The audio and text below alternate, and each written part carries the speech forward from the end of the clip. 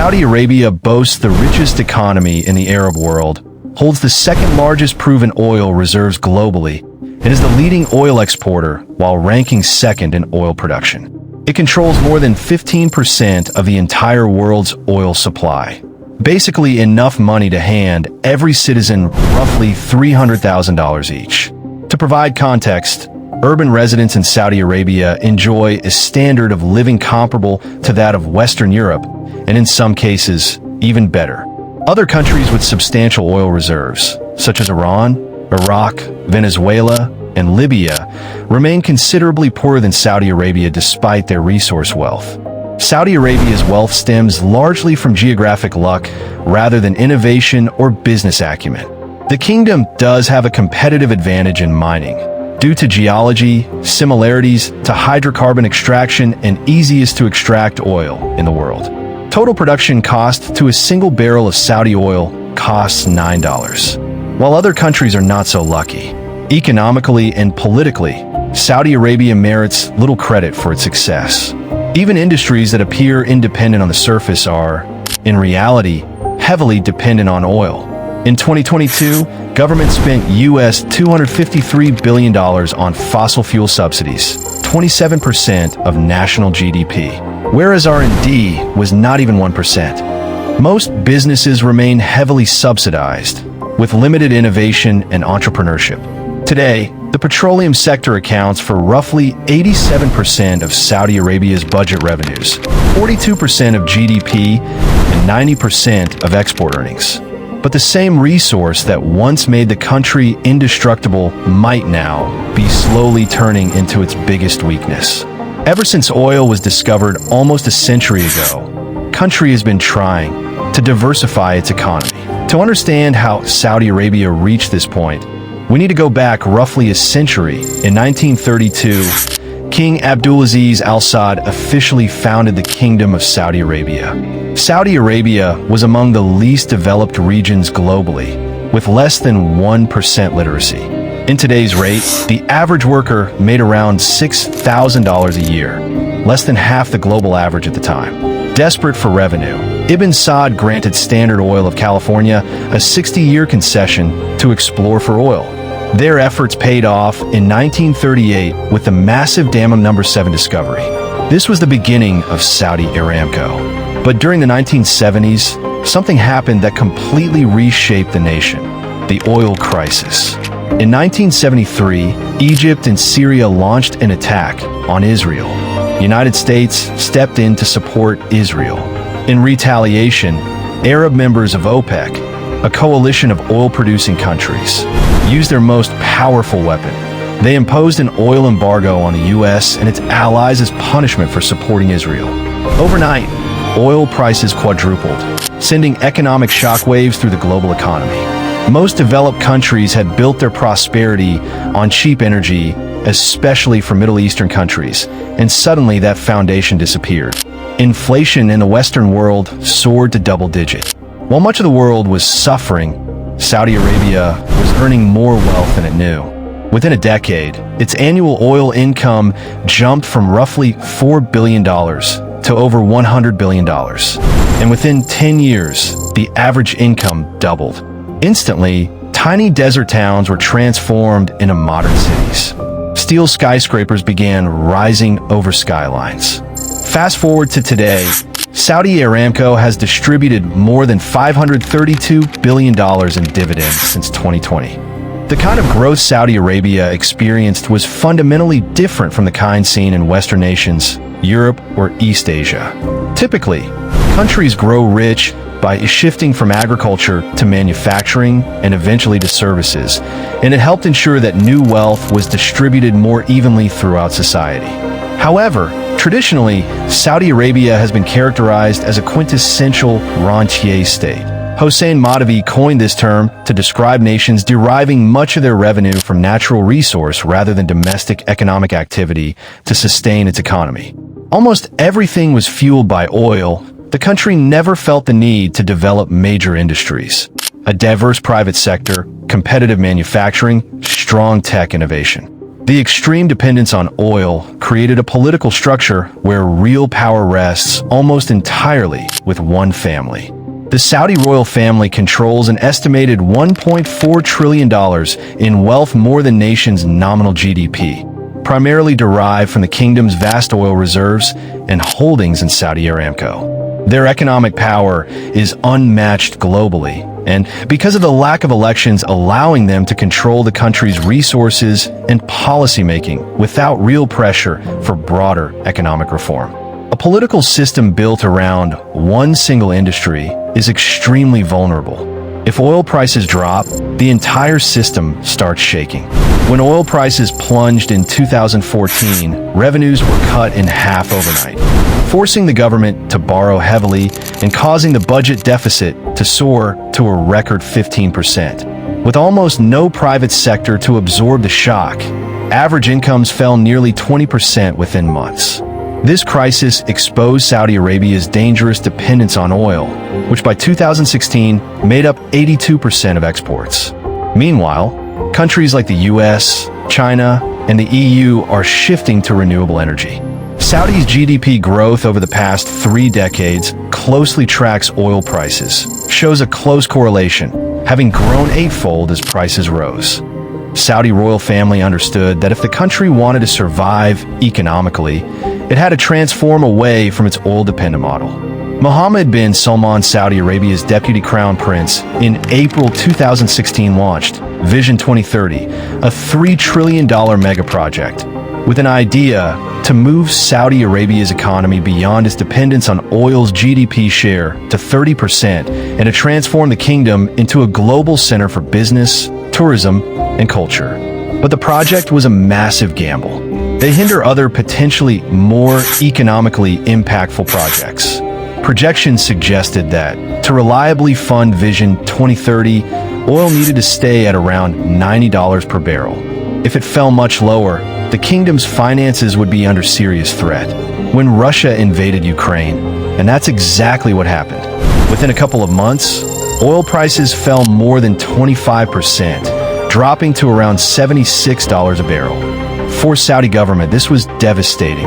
Aramco reported a 25% drop in profits, costing more than $90 billion a year. The money supposed to fund the mega projects, suddenly it was gone. The government had just one option left: borrowing. By 2024, Saudi Arabia's budget deficit hit 2.3% of GDP, with debt to GDP projected at 43% by 2030. Sure, that's low compared to the US's 124%. But there's a key difference. The US has deep financial markets, strong political institutions, and a highly diversified economy that can handle shocks. Saudi Arabia, on the other hand, relies almost entirely on oil. So when oil prices fall, its entire financial stability collapses. If investors lose confidence in the kingdom's ability to repay, they might begin selling Saudi bonds, pushing borrowing costs up sharply. Overnight, the billions borrowed to fund megaprojects would become much more expensive. The government would be forced to cut spending just to service existing debt, and we may already be heading in that direction. Earlier this year, credit default swap rates hit pandemic highs. If interest rates on government debt increase by just a couple of percentage points, it could cost an additional $10 billion per year. Now, it's crucial to examine where all the borrowed money is actually going. Up until now, much of the growth has come from investments made by PIF, Saudi Sovereign Wealth Fund. But unlike many sovereign funds whose primary purpose is to generate returns, PIF is explicitly tasked with supporting Saudi's diversification efforts. Between 2017 to 2023, PIF earned an annual return of 8.7% on its global investments. Only about 20%, roughly $160 billion, is invested internationally. With Saudi's non-oil GDP sitting around $450 billion, roughly $13.5 billion generated annually from foreign investments contributes only about 3%. In other words, PIF's overseas returns hardly move the needle those reserves have been draining, from $750 billion a decade ago to about $400 billion today. At this rate, the country could run out of reserves entirely by 2036. investors have begun paying attention. Insurance costs against the Saudi default have surged. Credit rating agencies are sounding alarms, and borrowing rates are rising quickly. People are starting to question whether one of the richest nations in the world could actually end up going bankrupt. In essence, gigaprojects, NEOM, a futuristic $500 billion megaproject. The most daring piece of NEOM is the line, a straight urban corridor stretching 170 kilometers mirror city across the desert, designed to accommodate 9 million residents' entire structure, rising over 1,600 feet, taller than the Empire State Building wrapped in reflective panels, which would require nearly 20% of the world's steel output. Given that the scheduled completion date is only 4 years away, nothing of the sort has materialized. There are no actual buildings, only large excavated trenches carved through the desert. Realizing they were drastically off track, instead of full 170 kilometers, Phase 1 of the line would now cover only about 2.4 kilometers, a 98.5% reduction. Instead of housing 9 million residents, the initial phase would accommodate about 300,000. Still, NEOM is more than the line. The project includes Oxagon, a floating industrial complex, Trojena, a skiing destination built in the middle of an arid desert, and Sindala, a luxury island destination. Alongside these, more than 20 other extraordinary flagship proposals. In truth, NEOM contains a sprawling list of disjointed ideas, and most of these concepts originate directly from MBS himself, and that is where the problems begin. MBS has no formal training in engineering, architecture, urban planning, or finance. Because so much decision-making revolves solely around him, there's been little room for honest, professional assessment of these projects' feasibility. The original architect behind the line was reportedly discouraged from raising concerns about costs. A project manager from Sindala was removed after pushing back on unrealistic financial estimates. Even McKinsey allegedly inflated financial projections to make the projects appear more viable, even they receive $130 billion fees for the same. Because of absence of frank internal dialogue, NEOM's total price tag has now surged from its original $500 billion to nearly $1.3 trillion, around 3 times the initial budget. However, reports suggested a final cost of $8.8 trillion for the project, which is roughly 25 times the annual budget of Saudi Arabia. Yet despite these setbacks, the government keeps pushing forward. However, Vision 2030 looks less like a smart investment and more like an overpriced bet. Today, many flagship initiatives are reportedly behind schedule, massively over budget, or struggling with internal problems. Even spending on gigaprojects has slowed. So, where did everything go wrong? Saudi Arabia's non-oil sector has grown steadily, with the Purchasing Managers Index jumping to 60.5 in 2024, highest since 2014, signaling expansion supported by infrastructure projects and rising exports. However, much of this growth relies on government spending tied to Vision 2030 initiatives rather than private sector dynamism. Without this expenditure, non-oil GDP may actually have declined. This underscores a critical issue. Saudi Arabia is not shifting away from oil in a self-sustaining way. Beyond buildings, a city needs people to sustain economic life. Initially, the line was projected to hold 9 million residents, 26% of Saudi's population, implying that the majority of future residents would need to be foreigners. Historically, Saudi Arabia has attracted around 250,000 immigrants per year, nowhere near what the line requires. Outside the oil sector, approximately 80% of Saudi Arabia's workforce were immigrants, covering both low-wage labor and skilled technical or administrative positions. In 2022, immigrants made up roughly 41% of the total population. To attract talent, Saudi has proposed easing visa processes, premium residency, creating special economic zones, launching scholarships, and rolling out entrepreneurship visas. These look promising on paper. A fundamental question remains. Do the world's most talented individuals actually want to live in Saudi?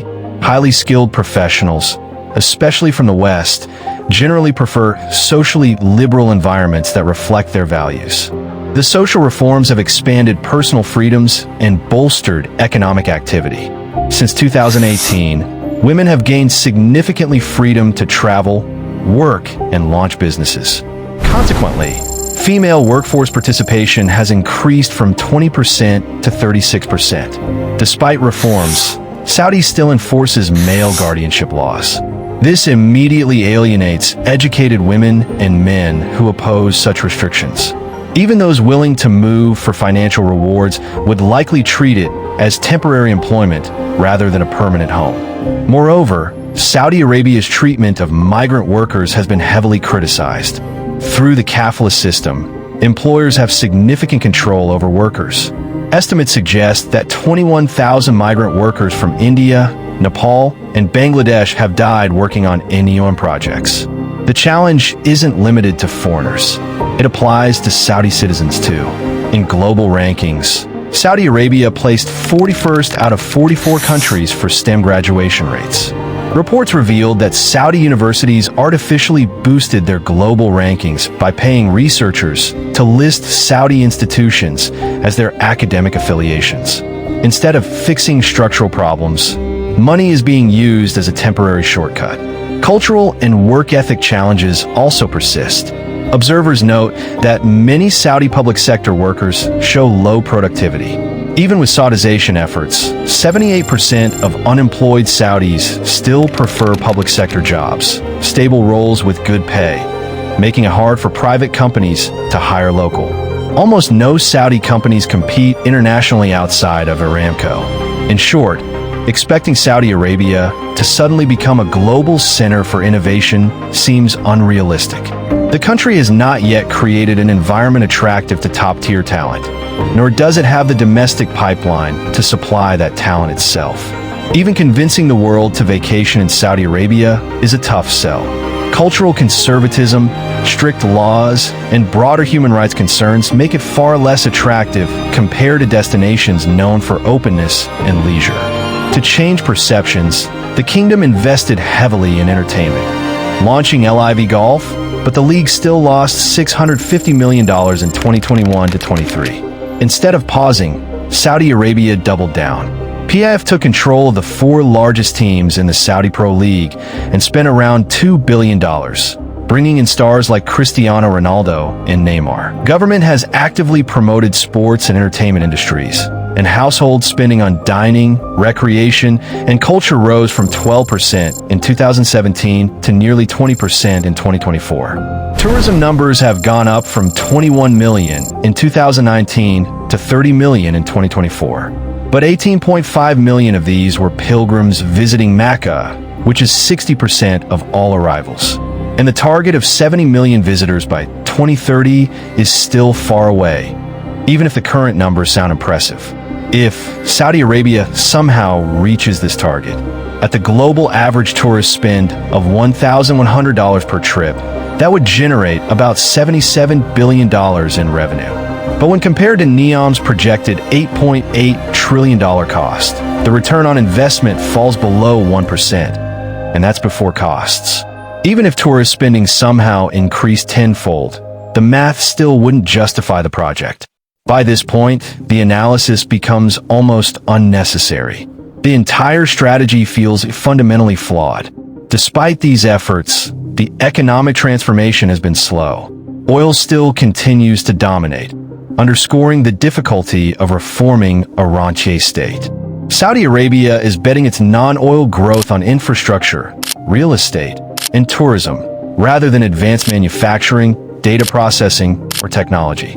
MBS targets producing 500,000 electric vehicles annually by 2030. However, by the end of 2023, the kingdom's sole car factory had assembled only 800 vehicles using imported kits from the United States. Similar difficulties affect semiconductor production. Despite Vision 2030's publicity, foreign investment remains limited. Inflows decreased in 2024 compared to the previous year. A worsening fiscal situation may force reassessment. The oil price required to balance the budget has risen from $82 per barrel in 2021 to $96 in 2024, while the average price in 2024 was around $80 per barrel.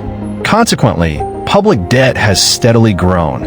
13% of GDP in 2016, 30% in 2024, with further increases projected. Scaling back vanity projects could relieve crowding out. Economists advocate a bolder approach: government withdrawal from certain industries, faster privatization of successful PF firms, reforming education, and a clear division of labor between public and private sectors. There are, after all, proven paths to diversification. So why doesn't Saudi Arabia just follow the same model? The reason is simple. It's an absolute monarchy where the royal family holds nearly total authority, with power centered around the king. This means all political incentives are internal.